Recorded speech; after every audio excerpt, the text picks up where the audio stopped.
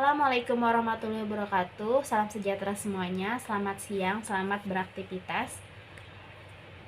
Puji syukur kepada Allah SWT yang memberikan kita beribu-ribu kenikmatan, terutama nikmat sehat walafiat, sehingga kita bisa hadir pada kesempatan kali ini dan kita bisa menampilkan presentasi kita pada kesempatan kali ini.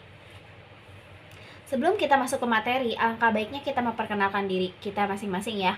Perkenalkan, kita bertiga dari kelompok 1 dari kelas 3 SKM 003 di Universitas Pamulang. Perkenalkan, nama saya Mutihatul Mutihah dan ini dua teman saya. Perkenalkan, nama saya Ayurida Amanah. Baiklah, di sini saya akan menjelaskan mengenai PT Krakatau Steel Tbk. Nama saya Adrien Naufal Firdaus.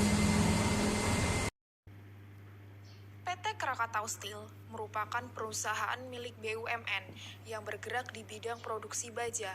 Perusahaan yang beroperasi di Cilegon, Banten ini mulanya dibentuk sebagai wujud pelaksanaan proyek baja Trikora yang diinisiasi oleh Presiden Soekarno pada tahun 1960 untuk memiliki pabrik baja yang mampu mendukung perkembangan industri nasional yang mandiri, bernilai tambah tinggi, dan berpengaruh bagi pembangunan ekonomi nasional. Ketika dibentuk pada tanggal 20 Mei 1962, perusahaan yang dulunya bernama Cilegon Steel Mill ini resmi berdiri dan bekerja sama dengan Gazprom Export dari Uni Soviet. Namun, terjadinya gejolak politik dan ekonomi yang parah mengakibatkan pembangunan pabrik sempat terhenti. Barulah memasuki awal 1970-an, unit pabrik dilanjutkan pembangunannya dan dioperasikan secara resmi pada tanggal 31 Agustus 1970 dengan nama Krakatau Steel.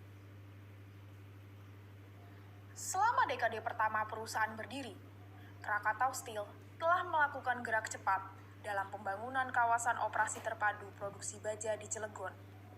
Dengan berbagai peresmian operasional perdana yang disaksikan dan diresmikan langsung oleh Presiden Soeharto, dari Pusat Pengolahan Air Terpadu, Pelabuhan Cigading, PLTU Cilegon 400 MW, serta pabrik baja terpadu yang meliputi 4 produk baja utama.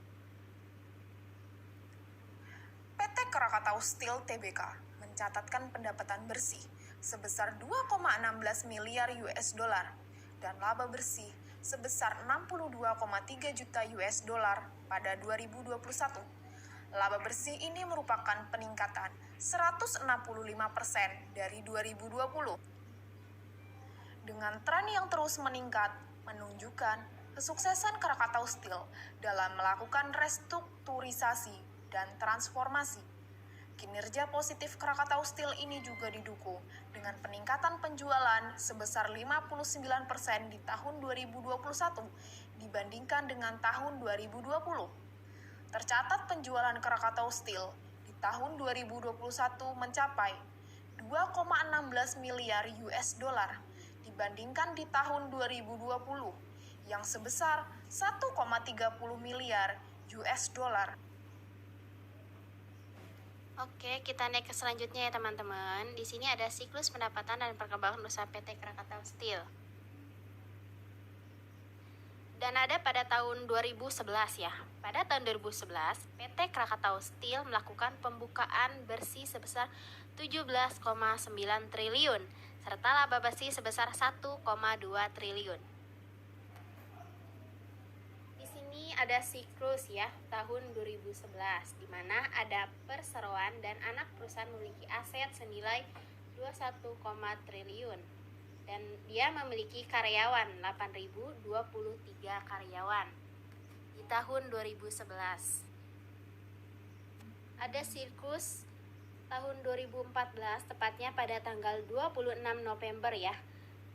PT Krakatau ini menghasilkan stris resmi mendirikan pabrik pipa baja yang kedua. Dia juga memiliki anak perusahaan PT KHI. siklusnya ya, 10 November 2010, di saat kondisi pasar yang sedang bergejolak, Steel resmi mendirikan pabrik PT pipa Krakatau Steel baja yang mampu kedua. menjadi perusahaan terbuka, Dimiliki anak yakni dan perusahaannya melaksanakan penawaran PT umum KHI. perdanaan AIPO, serta melakukan pencatatan KHI, saham pada Pipe Bursa Efek dan Indonesia. Coat. Dengan berdirikannya PT KHI akan menjadi produsen pabrik pipa terbesar di Indonesia. Pabrik ini berfokus memproduksi pipa untuk stor minyak industri. Pengertian flowchart adalah diagram alur yang menggambarkan langkah, urutan, dan keputusan untuk melakukan sebuah proses dalam suatu program.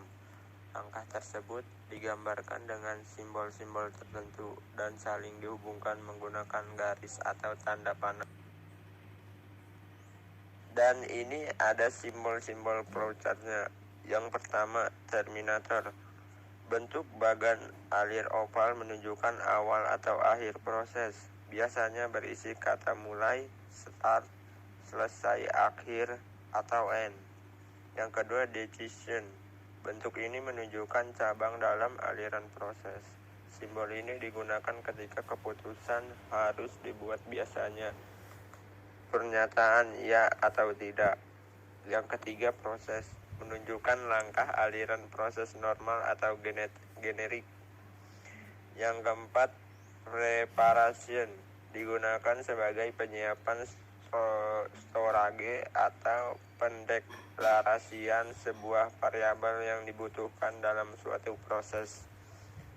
Yang selanjutnya, konektor. Digunakan untuk menunjukkan lompatan dalam aliran proses. Konektor umumnya digunakan dalam diagram kompleks yang lebih dari satu lembar. Selanjutnya, data. Input atau output. Menunjukkan input atau output data untuk suatu proses. Selanjutnya, delay. Digunakan untuk menunjukkan penundaan atau menunggu proses untuk masukan dari beberapa proses lainnya. Yang terakhir, arrow. Digunakan untuk menunjukkan aliran kontrol dalam suatu proses.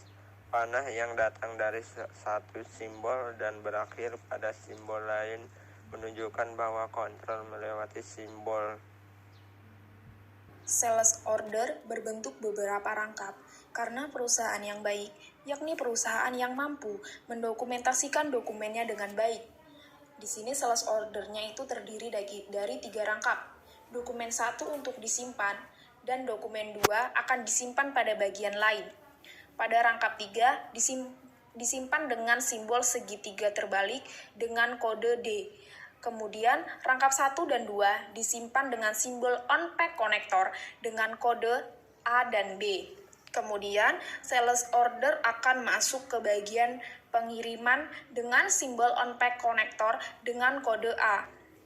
Kemudian sales order akan melakukan pengemasan barang. Biasanya pengemasan barang itu dilakukan secara manual sehingga menggunakan simbol trapesium terbalik. Kemudian setelah itu membuat slip pengemasan barang dan tagihan penjualan yang akan dikirim ke pelanggan, yakni slip secara kontemporais dengan simbol dokumen yang terdiri dari 2 rangkap.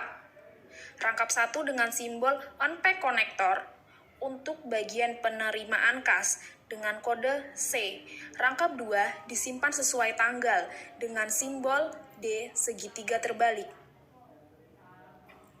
Yang selanjutnya yaitu pada bagian faktur. Pada bagian faktur di sini sales order akan membuat slip pengemasan barang serta salinan. Kemudian sales order akan membuat faktur penjualan. Faktur penjualan yang dihasilkan di sini dalam bentuk dokumen faktur penjualan. Selanjutnya pada bagian penerimaan kas. Pada bagian penerimaan kas, sales order di sini akan membuat data penjualan. Data penjualan di sini terdiri dari 2 rangkap dokumen. Yang pertama yaitu slip pengemasan barang serta tagihan penjualan, kemudian ada faktur penjualan. Kemudian sales order di sini akan membuat nota penjualan. Nota penjualan di sini berbentuk dokumen yang terdiri dari 2 rangkap. Rangkap yang kedua yaitu disimpan dengan simbol D segitiga terbalik. Kemudian rangkap yang pertama itu rangkap yang akan dikirimkan kepada pelanggan. Selanjutnya, pelanggan akan menerima barang. Setelah pelanggan menerima nota serta barang tersebut, maka pelanggan akan memberikan uang kepada perusahaan sebagai timbal balik atas barang yang telah diterima oleh pelanggan.